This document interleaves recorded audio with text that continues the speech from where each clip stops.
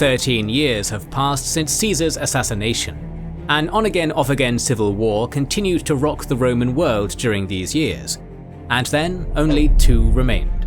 Despite initial equality in forces, the Actium campaign resulted in a huge and decisive victory for Octavian and Agrippa.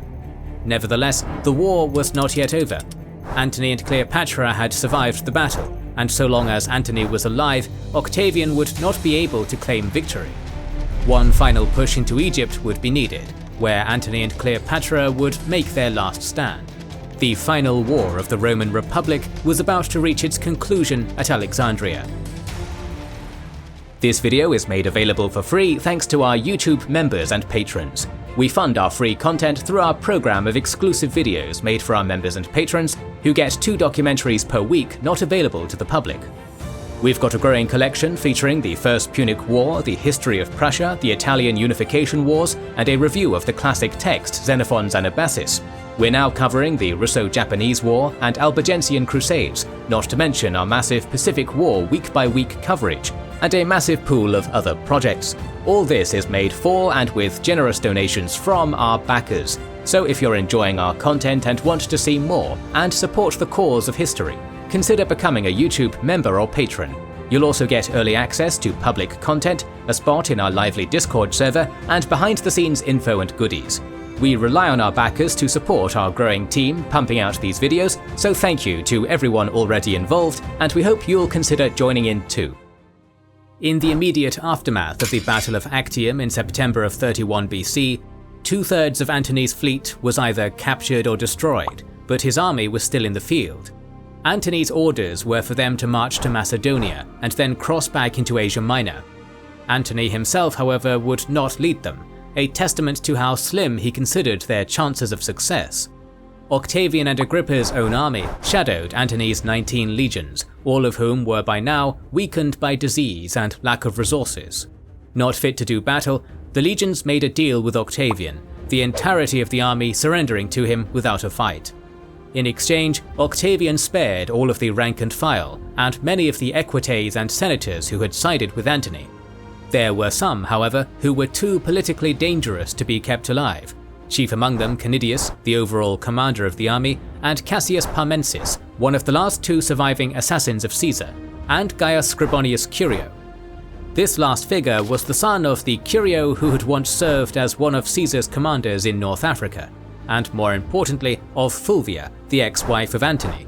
Fulvia had proven to be a fierce supporter of Antony, helping to wage war in Italy on his behalf, and Octavian was not taking any chances that her son might follow her example. The mass surrender of the army did result in some significant problems for Octavian, however. Firstly was the large amount of allied eastern rulers who had now fallen into Octavian's purview. Many of these, particularly the more insignificant ones, were deposed and replaced, while the more powerful kings, such as Amnitus of Galatia and Archelaus of Cappadocia, were allowed to remain in power. Octavian was sending a clear message that the East now had a new master, while avoiding too much destabilization in the region. The second and perhaps even more important problem was that Octavian now had tens of thousands of men that needed food, water, and just as importantly, payment. At least 4 of the legions were retained, but the rest, approximately 60,000 men, were disbanded and sent back to Italy. Octavian had for years been strapped for cash, and having failed to take the treasury of Antony and Cleopatra at Actium, he could do little more than make promises of payments to these troops. He was well aware that this would eventually be a problem, and so Agrippa was sent to Italy, along with the veterans, to try and keep things under control for as long as possible. Agrippa, along with another of Octavian's close friends, Machinima, were both given copies of Octavian's signet ring, allowing them to conduct official business on his behalf. With much of the hard fighting already done, Octavian probably left these 2 to maintain affairs in Italy, while he finished up operations in the east, ensuring that he would be able to take credit for the final defeat of Antony. Agrippa and Machinima had been given an impossible task, however. Shortly after the veterans' arrival in Italy, there were rumblings of mutiny. Agrippa, for all his popularity and success, was not the man who had made promises to the soldiers, and so they were forced to call Octavian back to Italy personally to handle the matter. Sailing in the midst of winter from Asia Minor to Brundisium, Octavian and his small escort fleet were caught in a tempest, sinking some of the ships. By pure luck, Octavian was on one of the ships that survived, with only its rigging and rudder destroyed, and he made it to Brundisium a couple of days later. Octavian was reportedly met by almost the entire Senate, as well as thousands of equites, all keen to show their fealty. There were also thousands of the mutinous veterans. Octavian met with them and reaffirmed his promise of payment, as well as giving orders to parcel out various pieces of land to them. Communities in Italy that had supported Antony were displaced and moved outside the peninsula, with the veterans given their lands instead. Moreover, Octavian also went so far as to put up his own property for auction to help raise funds. Whether or not anyone had the courage to actually buy anything from him is not recorded, but the gesture served its purpose, and the veterans were, for now, pacified. This was only temporary, however, and Octavian was now against the clock. He needed to take Egypt and the vast treasury hoarded there, or else face mass mutinies in Italy, which could be disastrous for his ambitions. Antony and Cleopatra would not, however, make this an easy task for him. In the immediate aftermath of Actium, Antony had gone to Peritonium in North Africa to secure command of 4 legions he had previously posted there, while Cleopatra returned to Alexandria. Upon her arrival, Cleopatra immediately began gathering as much wealth from Egypt as possible, including stripping temples and bringing it all to her mausoleum in Alexandria, whilst simultaneously sending out envoys, desperately looking for allies. Antony, meanwhile, sent messengers to the legions at Peritonium under the command of Lucius Pinarius Scarpus, who had served as legate under Antony during the Philippi campaign and had minted coins on his behalf, hailing Antony as Imperator. He was also a nephew of Caesar's, however, and thereby a cousin of Octavian. Evidently, word had reached Scarpus of his cousin's victory at Actium, and so when Antony's delegates arrived requesting he hand over command of the legions, Scarpus had them executed, along with those in his staff who disagreed with the decision. When Antony appeared in person to take command, Scarpus simply refused to allow him in, forcing Antony to give up the endeavour. Scarpus would be well rewarded for his betrayal, Octavian later appointing him as governor of Cyrenaica. For Antony, on the other hand, it was one of his lowest moments. A year ago, he had been one of the most powerful men in the world, capable of mustering hundreds of thousands of men and rallying dozens of kings to his banner. Now he was unable to take command of just 4 legions, and was humiliated by an old friend and subordinate. According to Plutarch, Antony was so depressed by the state of affairs that he tried to kill himself, but was prevented from doing so by some of the few friends he had left with him and returned to Alexandria. Whether Plutarch's claim is true or not is hard to say. Plutarch certainly dedicated a significant amount of time talking about Antony's depression, including a report that Antony built himself a secluded pier on Pharos Island where he lived in solitude, emulating the misanthropic Timon of Athens, but some of these claims appear almost too far-fetched to be believed. If Antony did do such things, then it is possible, as American historian Barry Strauss suggests, that it was not an act of desperation, but instead propaganda by Antony to highlight how many friends had betrayed him, and to try and shame them. Whichever the case may be, Antony was by no means giving up. Both he and Cleopatra still had cards left to play. They built up what forces they could, including enrolling 2 of their sons into the junior ranks of the army, hoping to bolster support, and the ships that had survived Actium were prepared to continue the war at sea. The 2 also had contingency plans, one of which was to sail to Hispania and stir up dissent there, as the sons of Pompey had decades earlier. Another of which was to build a fleet in the Arabian Gulf, which would provide a route to Egyptian allies in India if needed. This ambitious plan was thwarted, however, by Arab tribes from Petra, who burnt the fleet on the instigation of Octavian's governor in Syria. Nevertheless, the couple kept looking for angles. Numerous bribes and assassins were sent to Octavian, none of which succeeded, but that kept him occupied and slowed him down. Moreover, envoys were sent to Octavian from Antony and Cleopatra together and from both separately.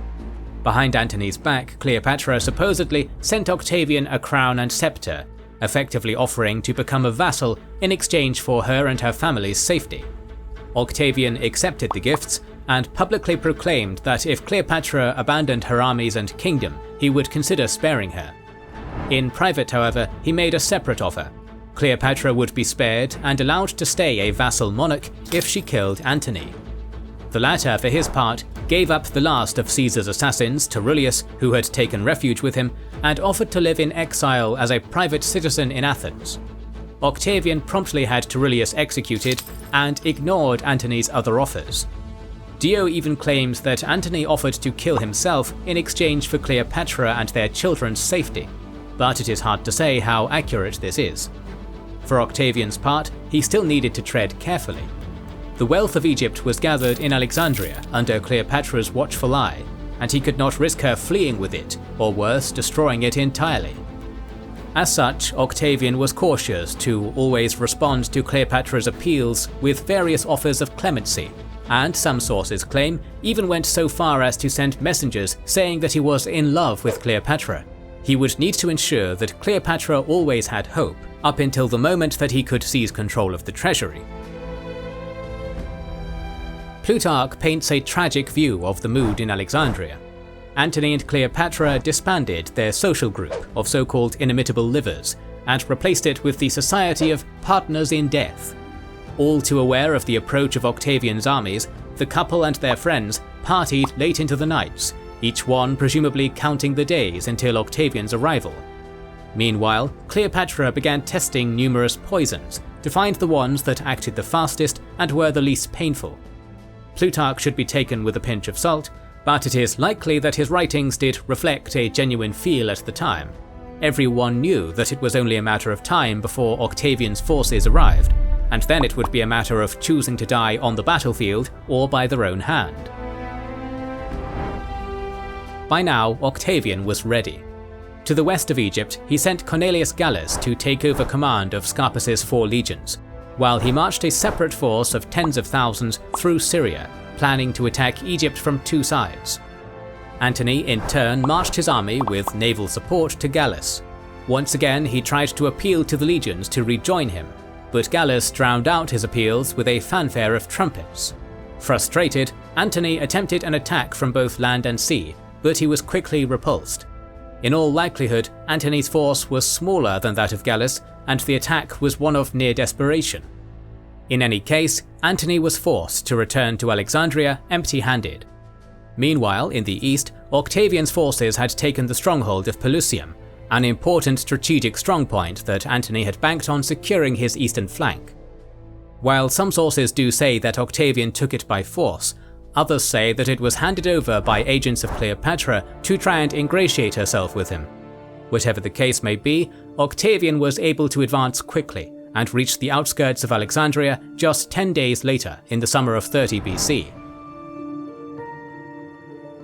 As at Actium, Antony tried his best to keep searching for new angles to victory. He led his cavalry out of the city in an audacious sally against Octavian's cavalry that were still exhausted from their march, routing them and chasing them back to Octavian's camp. Ultimately though, it was of little consequence, save for a boost to morale. Antony even went so far as to challenge Octavian to single combat, an offer that Octavian answered, saying that Antony had many ways to die. By this point, Antony had exhausted his options. Diplomacy and espionage had failed, the escape plan to India had been foiled, and he had been unable to amass more legions to his side, and the chances of him defeating Octavian in the field were slim to none. Nonetheless, Antony steeled himself for battle one final time and marched out of the city with what was left of his army and navy. In all probability, he knew that victory was next to impossible and had instead decided to go down fighting, taking as much of the enemy with him as he could. The forces lined up, Antony's infantry on the high ground, cavalry on the flanks, and the navy hugging the coast. Just before the battle was to commence, however, all of Antony's cavalry defected to Octavian, leaving Antony with just his infantry. Still determined though, Antony ordered the navy to engage Octavian's ships, while he and his infantry fought against Octavian's legions. As the ships drew close, however, they too deserted Antony, raising their oars in salutation to the opposition. Antony and his infantry were quickly defeated and forced to retreat back into the city. Antony had been deserted yet again and denied the glorious end that he had probably been seeking. Upon hearing of the defeat, Cleopatra barricaded herself within her own mausoleum with the treasure of Egypt and a handful of attendants. Messengers were also sent to Antony informing him that Cleopatra was dead. Precisely who sent these messengers and why is unclear. Perhaps there had been a genuine error, with people assuming that Cleopatra had already killed herself. Or perhaps Cleopatra had sent the messengers personally, possibly hoping that Antony would kill himself after hearing the news. Whichever the case, Antony believed the message. He ordered his slave to kill him, but the slave refused, killing himself instead. Antony took up his sword and stabbed himself in the abdomen, but the wound did not kill him. Badly wounded, Antony appealed to those around him to finish him off, but they fled the scene, the last in a string of betrayals and desertions. His cries of pain were heard throughout the palace, until Diomedes, Cleopatra's secretary, arrived with orders to bring Antony to Cleopatra. Antony was shocked at the news that his queen still lived, and was carried to her mausoleum. With Cleopatra unwilling to open the gates, Antony was instead hoisted up and inside the as of yet unfinished building by pulleys. Cleopatra was apparently devastated when she saw him, tearing her clothes, scratching her face and breasts, and smearing her face with his blood. Antony comforted her as best he could and died in her arms. For Octavian, things were now incredibly delicate. Cleopatra was at her most vulnerable, and yet he needed to get access to her and the treasure before she could kill herself or destroy all the wealth. As such, he first sent a subordinate that Antony had been close with, Procholaus, to negotiate with her. Cleopatra was clearly on her guard though, and rebuffed him. Procholaus then requested the help of Gallus, who approached the gate of the mausoleum and once again engaged Cleopatra in negotiations. Whilst he did, Procholaus took a ladder and snuck into the mausoleum with a couple of servants. They were spotted by one of Cleopatra's attendants, who shouted a warning to her, Cleopatra taking up a dagger to kill herself, before being restrained by Procholaus. The queen and treasure of Egypt were now all in Octavian's hands. Cleopatra was effectively kept under house arrest in the mausoleum. She was also under suicide watch, with Octavian being careful to make sure she was eating and drinking properly. After about a week of confinement, Octavian met her in person, probably for the first time. What happened in this meeting is largely unknown.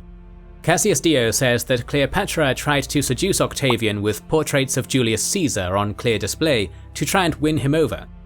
Plutarch, on the other hand, writes that Cleopatra tried to appeal to Octavian's pity, laying still in mourning with her self-inflicted injuries clear to see.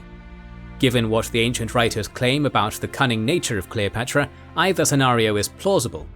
Octavian left the meeting assured that Cleopatra was intent on surviving the war, and would thus form a part of his triumph in Rome. This, however, had been precisely what Cleopatra intended. With his guard lowered, Cleopatra was able to smuggle in the means to kill herself. Precisely what this was is again unknown, with Plutarch and Cassius Dio both saying that no one can know for certain. Multiple early sources do, however, claim that she used venomous snakes to kill herself, smuggled in water jars or in a basket of figs. At the same time though, the sources are explicit that no wounds were found on Cleopatra, which in turn suggests she may have ingested poison. In either case, she had sent a final message to Octavian, requesting to be buried alongside Antony. Immediately, Octavian sent men to stop her, but by the time they burst into the room, Cleopatra already lay dead along with her attendants, the last of the Ptolemaic dynasty.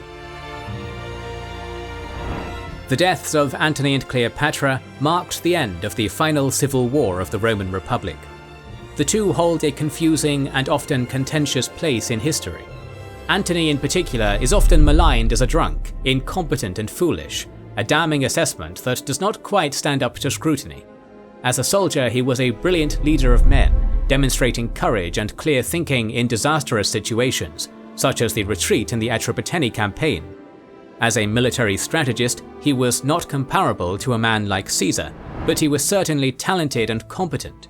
The fact that he was one of Julius Caesar's most trusted captains is proof enough of that. He was also an excellent politician. It is easy to forget that when the war broke out, hundreds of equites and senators, including consuls, sided with Antony, not Octavian. Moreover, Antony was able to hold together the East and its myriad petty kings and leverage all the resources of the East against Octavian. His adoption of Hellenic and Eastern customs was used against him, supposedly showing him as being decadent, but in reality, it shows he was a cunning man who knew how to act the role expected of him. Even Cassius Dio, largely hostile to Antony, credits him as one of the greatest Romans of his day. He was of course a flawed man. He was a better military subordinate than the supreme commander, and though he could be creative and adaptable on the battlefield, his grasp over grander strategy was less strong, as shown by the Actium campaign. He arguably also allowed his love for Cleopatra to cloud his judgment on occasion. It must be recognized, however, that Antony has been the victim of some of the greatest propagandists in history, first Cicero, then Octavian, and centuries later, Shakespeare, and so much of his true character may now be lost to time. Similarly, it is also important to note that Antony had the misfortune of going up against Octavian, arguably the finest politician Rome produced, and Agrippa, one of Rome's most talented generals. No one should be judged too harshly for losing to such titans, and against lesser opponents, Antony may well have been victorious. Cleopatra's reputation tends to swing violently from being viewed as cowardly, manipulative, and a conniving person to a nigh infallible political mastermind. The reality, as is so often the case, is likely somewhere in the middle. By all accounts, Cleopatra was a cunning politician who used her position as Queen of Egypt to make her one of the most powerful individuals of her time. As queen, she was well liked by her people and managed to become one of the most successful Ptolemaic rulers. She was intelligent and creative, arguably outplaying Octavian in her final moments, deciding the nature of her own death. Ultimately, she was bested by Octavian, but once again there is little shame in losing to such an opponent. Undeniably though, her power derived largely from her relationships with men like Caesar and Antony, using her charm, wit, and sex to draw such individuals to her and enjoy the benefits of their status. While such actions could be described as manipulative, it also needs to be recognized that such methods were one of the few ways that women in the ancient world could wield power. It could also be argued that while Antony was the source of much of her power, he was ultimately a poisoned chalice, and Cleopatra made an ultimately disastrous decision in tying herself too closely to him. It also needs to be recognized though that, as with Antony, the ancient sources were largely biased against Cleopatra, resulting in many unanswerable questions surrounding her and her true nature potentially being lost to time. What can be said for certain is that Cleopatra inherited a relatively weak position as a queen of a heavily indebted and divided Egypt, and managed to leverage her position to become a major player in world affairs, an impressive feat by itself. The deaths of Antony and Cleopatra left Octavian as the indisputably most powerful man in Rome, and in all probability the world. The huge amount of treasure taken from Egypt allowed him to pay off all the debts he had accumulated throughout the war, and made him rich beyond measure. 14 years after the assassination of Caesar, the cycle of civil wars that it had begun was finally over. It was a turning point in the life of Octavian.